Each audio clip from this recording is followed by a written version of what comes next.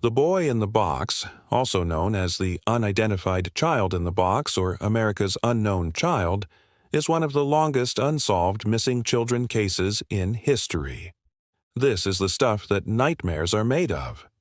On February 25, 1957, a worker for the Pennsylvania Railroad was making his rounds along the tracks when he came across something horrifying.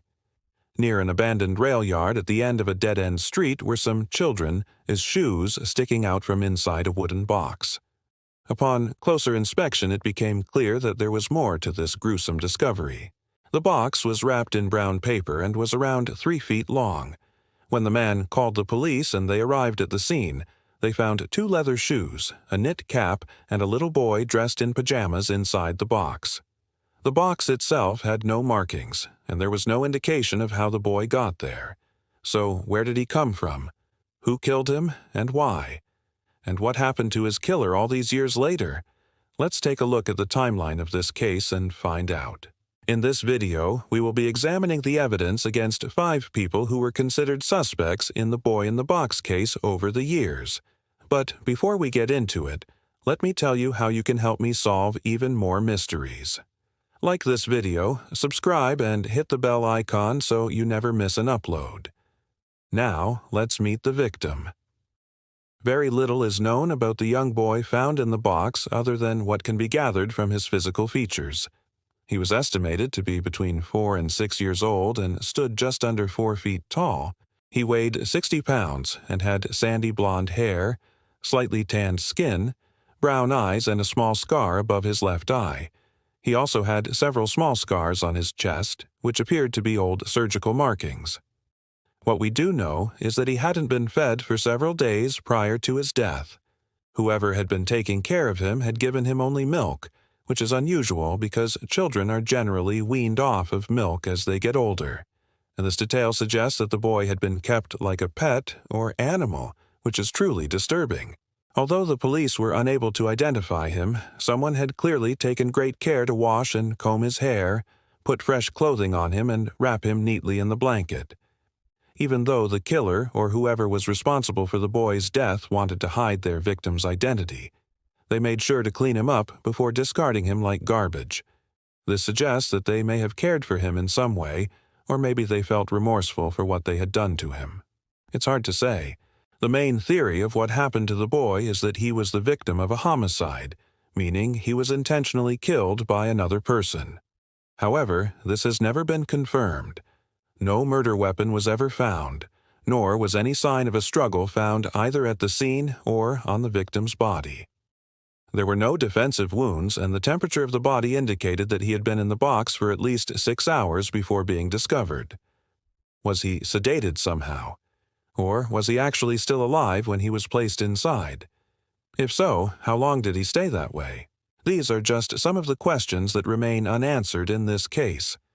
Unfortunately, the investigation was hampered greatly by the fact that the boy had no identification on him and nobody came forward to claim him as missing. In addition to that, witnesses reported seeing a suspicious car with 3 men inside in the area around the time of the murder. But the description of the vehicle was vague, and none of them could identify the men inside. Without any leads, the investigation went nowhere. The police did, however, produce composite sketches of the 3 men seen in the car in the hopes that someone would recognize them and come forward. But this proved fruitless. As time passed, the media picked up on this story and dubbed it "The Boy in the Box." The case was featured on the front page of the Philadelphia Inquirer just 2 days after the discovery of the body and was covered extensively by both local and national media outlets. In the years since, various theories and leads have come and gone. But recently, advances in DNA technology have brought renewed attention to this case. A sample of the boy's hair was extracted from the original evidence bag in 2019 and sent to a private lab for genetic genealogy. Unlike traditional DNA testing, which examines the DNA profile of a suspect directly, genetic genealogy compares a sample of evidence DNA to public databases to identify potential relatives of the individual it came from. In April 2022, it was announced that law enforcement officials had identified 5 people who were considered relatives of the boy, but they stopped short of saying that these individuals were necessarily related to the murder. Instead, they simply said that the 5 people had been identified as part of a larger effort to identify the boy. As of today, however, the boy's true identity remains unknown, and his killer has never been caught. Now let us take a look at 5 people who were considered suspects in the boy-in-the-box case over the years. Number 5, Joseph Christopher. In 1960, 4 years after the discovery of the body, a man named Joseph Christopher confessed to killing a boy and leaving his body in a box near railroad tracks. Christopher had a history of mental illness and was serving time in a state institution when he made his confession to a fellow patient.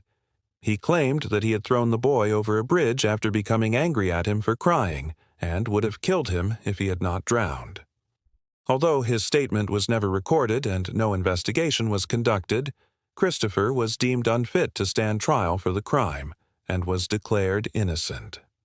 As a result, the police didn't pursue the matter further and the case went cold once again. Number 4, William Elliott. In 2018, nearly 60 years after the discovery of the body, a man named William Elliott came forward claiming to be the brother of the victim.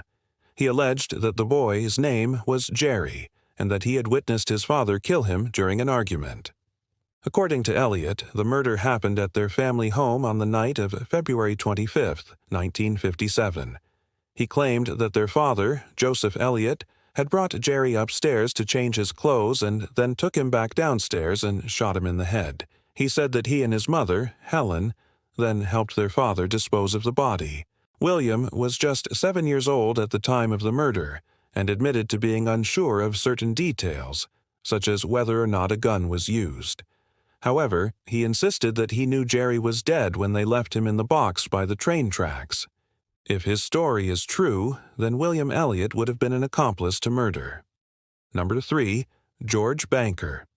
Another man who came forward claiming to have information about the case is George Banker. He contacted the FBI in 1998 and told them that he had been present when the boy was killed. According to Banker, he and 2 of his friends, John and Billy, were driving around looking for a place to dump some tires when they spotted the boy walking alone near an amusement park. Banker said that he offered to give the boy a ride and take him home, but the child refused and walked away. This angered Banker, who then grabbed the boy by the collar and dragged him into a secluded area. He claimed that John then punched the boy in the stomach, causing him to collapse. After this, Billy carried the unconscious child to the car, and they drove around for several hours, eventually dumping his body in the box by the train tracks. Banker admitted that this story sounded crazy, but insisted that it was true. However, no evidence was ever found to support his claim, and his story changed several times over the years. Number 2, Francis and Catherine. Despite the fact that DNA technology has advanced significantly in recent years, the police have remained tight-lipped about the results of their investigation. They have neither confirmed nor denied whether the boy in the box has been identified and have not released the names of the 5 people who were identified as relatives. However, according to a source with direct knowledge of the investigation, the 5 people are 2 sets of siblings, Francis and Catherine and their brother and sister, William and Joan. Their father was identified as Joseph Augustus Zarelli, who died in 1989. At the time of the murder, the family lived in South Philadelphia. Investigators have reportedly been trying to obtain DNA samples from Francis and Catherine to see if there's a match. But so far, they have been unsuccessful. So what led the police to believe that these 5 people were related to the boy in the box? Perhaps it was a hunch, or maybe there were some similarities between the victim and the family members. Whatever the reason, investigators must be fairly confident that these 5 people are connected to the case in some way. After all, it's not every day that someone comes forward claiming to be related to a 62-year-old cold case, which leads us to the question, could this be the end of the boy in the box mystery? After all these years, the answer may finally be within reach. But as always, only time will tell. Thank you for watching. Which suspect do you think is responsible for the death of the boy in the box? Let me know in the comments below, And don't forget to like and subscribe so you never miss an upload. See you next time.